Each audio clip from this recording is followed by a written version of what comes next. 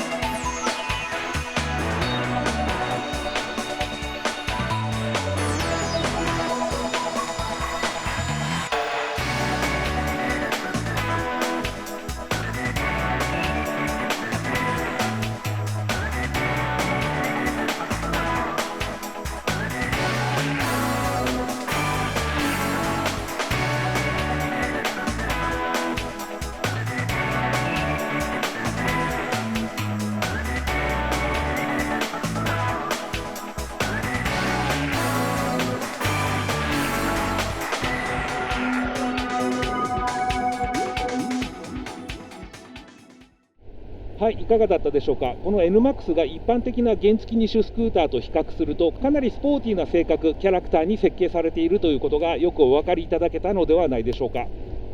それでは早速乗り味ですが、エンジンはとても強力ですね。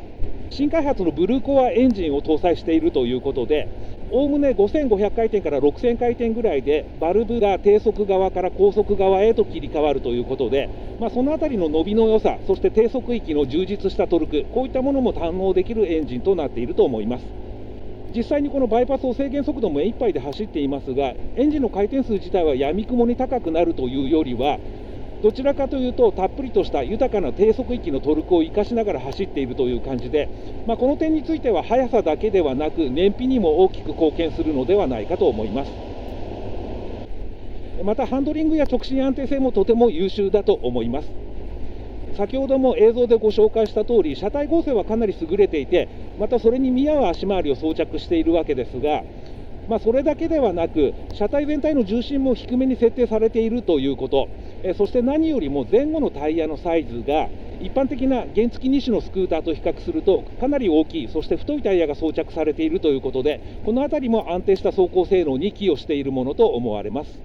また乗り心地についてですが、ふわふわとした安楽な乗り心地というよりはどちらかというとややハードで、そしてスポーティーな乗り味になっていると思います。ということで、これからこの NMAX ワインディングに持ち込んでたっぷりと試乗してみたいと思いますが、そこでどのような走りを披露してくれるのか、とても楽しみな一台だと思います。はい、ヤマハの新型スクーター NMAX でワインディングを走り始めました。まずバイパスシーンの補足なんですが、やはり第一印象としてはとても速いスクーターだなという印象を受けました。またその割に低回転域ではエンジンの回転数があまりむやみに上がらずに、この点については燃費がとても良さそうだという予想が成り立つと思います。またその一方でスロットル回路が大きくなるとエンジンのキャラクターがかなり変わって高回転域までスムーズに吹き上がっていく、こういった部分はブルーコアエンジンならではの特徴の一つだと言えるのではないかと思います。今私が走っているワインディングというのはだらだらと続く長い上り坂なわけですが、エンジンの回転数としてはあまり高くなっていないと思うのですが、低速域からの豊かなトルクでぐいぐいと坂道を上っていくという感じで、全くパワー不足を感じません。このブルーコアエンジンというのは約6000回転で低速側のカムから高速側のカムへと切り替わるようなのですが、そういったカムの切り替わり自体はあまり明確には感じられないのですが、ごく低回転域から高回転域にかけてパワーもトルクもついてくる。よく味わってみると、中回転域にかけては一段パワーが盛り上がるような吹き上がりもあって、優れた燃費性能、環境性能だけではなく、走る楽しさも兼ね備えているエンジンだと思います。今私が走っているのは実はとてもバンピーなワインディングなのですが、こういったワインディングを走ると余計によくわかるのですが、車体がとにかくしっかりしているなという印象です。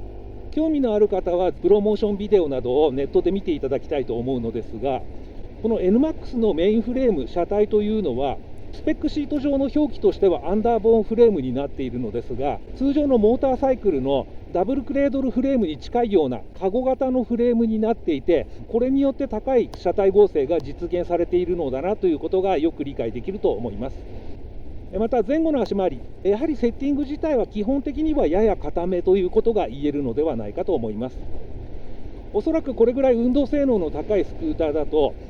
足回りのセッティングもこれぐらいの荷重設定でないと満足できないユーザーが出てくるということで、おそらくこのような少しハードめのセッティングになっていると思いますが、ただ乗り心地が悪いかというとそうではなくて、これに関して言うとおそらくこのウレタン、スポンジの厚みが十分に取られたシートが大きな役割を果たしていると思いますが、路面状況のいい街中などを走る分にはこの NMAX の乗り心地というのはスポーティーなスクーターとしては好ましいものだと思います。また乗り心地という面に関して言うと、このエンジンの振動の少なさというのも一つ特徴として挙げられると思います。このブルーコアエンジン、ローラーロッカーアームやオフセットシリンダーなど、そういったメカ的なロスを低減するための数々の技術が投入されているわけですが、こういったものというのはおそらく低振動にもかなり貢献しているのではないかと思います。次に前後ブレーキに関してですが、前後ともに 230mm 系のローターを持つディスクブレーキを採用しているわけですが、この前後のセッティングのバランスも含めてとても扱いやすいブレーキになっていると思います。具体的に言うとフロントはやや弱め、リアはやや強めにセッティングされていて、こういったスクーターに乗り慣れている方はお分かりいただけるかと思いますが、この前後のブレーキのバランスというのは理想的なものだと思います。またこの NMAX のブレーキの特徴として前後 ABS を標準装備しているという点が挙げられると思います。一昔前の ABS とは違ってかなり液圧を細かく制御しているという印象で、この近代的な ABS をこの NMAX の低価格で標準装備しているというのは他のモデルに対して大きなアドバンテージであると思います。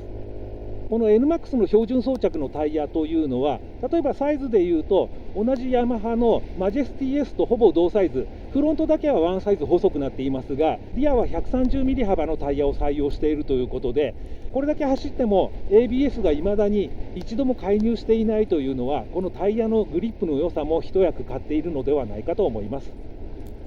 またそれほど大きくアピールはされていないようですが、ライディングポジションもとてもいいなと思います。